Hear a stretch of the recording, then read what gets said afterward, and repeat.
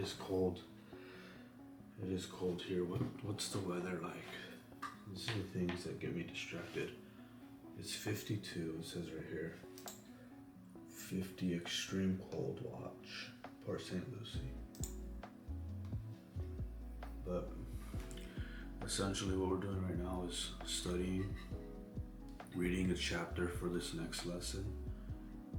The teacher just gave a warning to students, which I thought was pretty interesting. I'm gonna go over that warning with you. So basically, the warning was an announcement to each student here about academic integrity.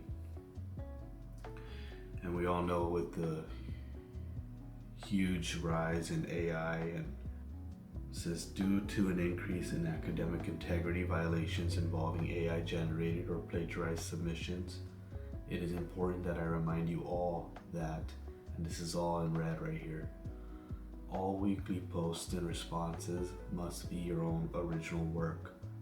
Submissions that are plagiarized or generated entirely by AI without proper attribution violate the academic integrity policy and will not be accepted. It is imperative to think critically and express your own understanding of the material. And this is where it's in bold. Using tools to assist your learning is acceptable, but copying or submitting unoriginal work is not. So obviously there's students out there that are using AI to publish their assignments. Now, what I thought was interesting is she says using tools to assist your learning is acceptable, but copying or submitting unoriginal work is not. So what I'm thinking is happening, because she's saying you can use tools, so like AI essentially could be used if you're using it like a tool to learn and help organize your thoughts better, but copying or submitting unoriginal work is not. So it seems like maybe students are just downright copying and pasting from AI itself, or there's no other better way to put it. That's literally what's happening. I do believe it could be used if you're using it properly, like as a tool to better further your understanding of a subject. Because like if you're like me and you're taking online courses, teachers, they're not teaching you the way you like to be taught all the time. And sometimes these online courses are just modules that are just there, and it is what it is, and you're reading from a book. But if you want to deepen your understanding, that AI is very helpful in that, giving you examples or just dumbing it down. And that's what I use it for, dumb down this subject to me. Talk to me like I'm a baby trying to understand something for the first time. And they literally, and that's what helps me further my understanding. So chapter 3, purchasing policy and procedures. Oh, this chapter's not terrible.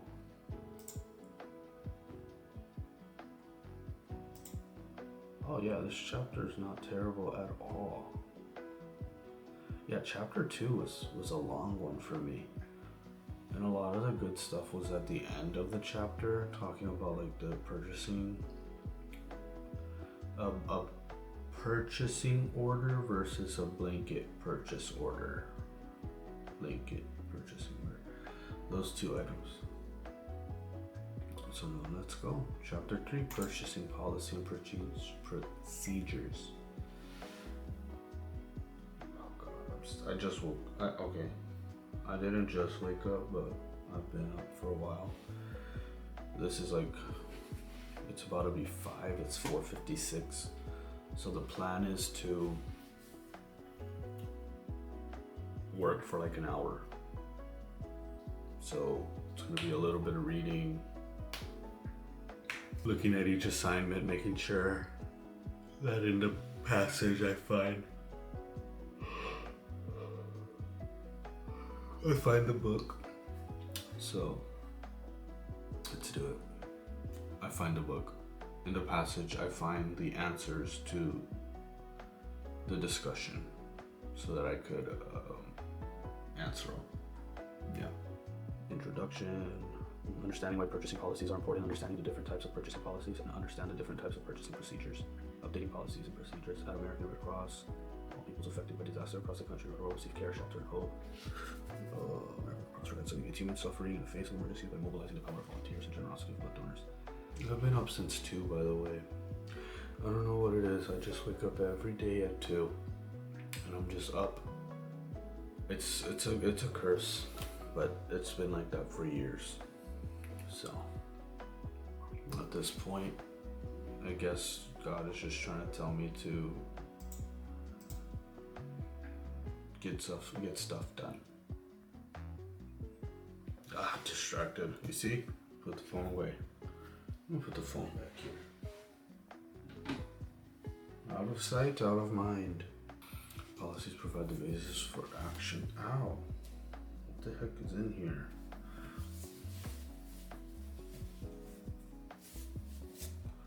Why is there a sticker in the sweater? A Reese's Puff. Or a Reese's sticker. And this is my wife's sweater. So someone's been sneaking chocolates. Alright, so basically policies are very important because a company's environment is constantly changing. So you need to always upkeep your policies to support the changing environment. Dude, I'm hungry. Oh, I'm so hungry.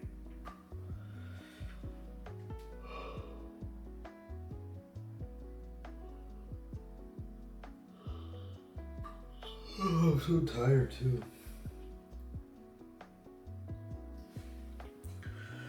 I'm tired. The third section presents purchasing procedures, which are operating instructions detailing functional duties and tasks. Policy overview. The term policy includes all the directives, both explicit and implied, that designate the aims and ends of an organization and the appropriate means used in their accomplishment. Policy refers to a set of purposes, principles, and rules of action and guide an organization. Oh, I like that. Okay.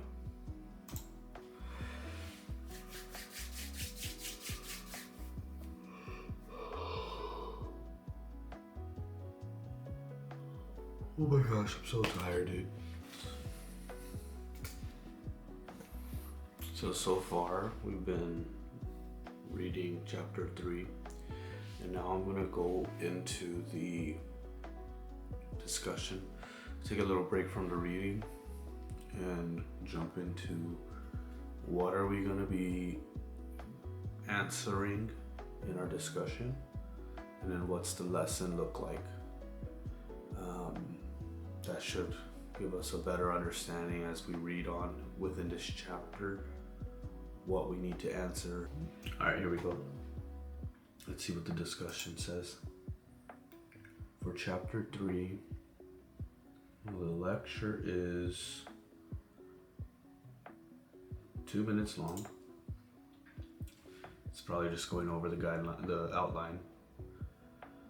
Here we have 10 replies already on this chapter. Dang, man, people are working fast. I just submitted mine on Tuesday. It says, this lesson listed a number of different operational procedures. Describe and discuss 3 additional topic areas that might benefit from written procedures. Although many purchasing policies exist, most fall into one of the 5 categories. Policy defining the role of purchasing, policies defining the conduct of purchasing personnel, policies defining social and minority business objectives, and policies defining buyer-seller relationships. Discussions will include all the possible purchasing policies. Organization will also develop policies to meet unique operational requirements. Interesting. My phone's vibrating, and usually I have a watch on, and I'll look at my watch to see what the vibration was about. But I left my watch, so that sucks. Alright. It says procedures are operating instructions detailing functional duties or tasks, and procedure manual. Is it really a how-to manual. A procedure manual serves a number of important purposes. First, the manual is a reference guide for purchasing personnel, and it is especially valuable to new employees who require training in how to accomplish different activities or assignments. For experienced personnel, the manual provides clarification or simply reinforces knowledge about different topics. Operational procedures. So I found it after all this reading.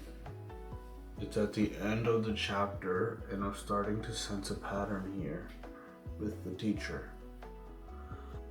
Procedures serve as a ready reference covering a host of questions. They also ensure that employees follow the same basic steps when performing similar tasks. Operational procedures, it's everywhere in the world. Hold on. Okay. I just read that chapter, but I'm gonna try to pretty much sum up everything I learned and how I'm gonna kind of answer. Dude, I'm so tired. Oh my gosh, I wish I could be like my dog right now. Let me show you. Look at this guy. Dude. I wish I could be like you right now. I'm trying to get like you, my boy. Yeah, you look very comfy in there.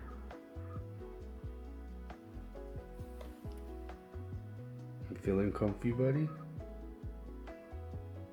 All right, let's get back to work. Let's finish up. Did you guys see my dog, man? Every job should have a set of procedures, and you can look back on to further clarify what your understanding is. So sometimes you may come across a situation, and it might be a situation coming at you from an angle that you're new to, because this happens to me a lot at my job, and so you forget how to handle it, or you forget everything you know in that moment. Like, oh my gosh, I've never thought of it that way. And because you get it all the time at work, at least I do, where somebody will come to me in a different way with a complaint or a problem, and I forget everything I know about a procedure. Like, oh, if this happens, this is what happens. If this is so then I kind of confuse myself with what the answer is to that problem. And sometimes when you just sit back and you look at the procedures and the protocols, the answer's simple. And oh yeah, I'm sorry, this is what would happen. Yeah, your money this, your money that. So it's good to just have those set of procedures in a workplace, so that you could re-solidify what you already know. So the assignment we're working on is why is it important to include a policy that outlines the origin and scope of purchasing authority? What might happen if such policy did not exist? Also, that one will be fun, so the policy that outlines the origin and scope of a purchasing authority. So if we didn't have policies based on what I read, and I'm just kind of going off the cuff, because if there weren't policies outlining the scope of purchasing authority, then in a company, employees or personnel could be making unauthorized purchases that would not be beneficial for a company, probably hurt the company. Maybe you think you're getting a good deal on this item from a supplier, and the quality. Yeah, oh my gosh, dude, I got so scared. I'm up before my alarm. I've been up before my alarm. But dude, I got scared as hell. That scared me, man. Where was I? So let's say you think you're getting a good deal and you make an executive decision to be like, yeah, give me 1,000 of these bad boys. You get a good deal. And you think your cost management is on point. You think you're lowering costs. But then all the items come in, and as you ship them out to buyers, the quality's low. And it's just it's a disgrace to what your companies would allow to be purchased. And with a policy in place, you could stop stuff like that from happening. I'm just kind of thinking, so like, you know, let's say you are in charge of making purchases or sourcing. Okay, look, I found this supplier. Boom. Okay, let's put it up to management at a higher level. Is this good to go? All right, so now what's next? Okay, we have to go here now before we get this final approval of this purchase. Oh, everything checks out. I like it. We trust this supplier. We like the price, and the products we can vouch for are good. These policies need to be in place so that you could keep away from damaging a company's reputation. So that's probably what I would say. Something in that ballpark for that assignment. Okay, so yeah, I think we're good there. I'm gonna probably just gonna lay down with my dog. I'm pretty tired, and he looks very comfy right now. Anyways, thanks for studying with me. This is probably gonna be the new normal for me. Is just hold myself accountable by recording myself studying and completing assignments, or at least getting in the consistent behavior of just reading the chapter early on, because I'm a huge procrastinator, and I can say that comfortably. I am. See you next time. Follow me on my journey to my bachelor's and life. So I appreciate you watching. Have a good one. Peace out.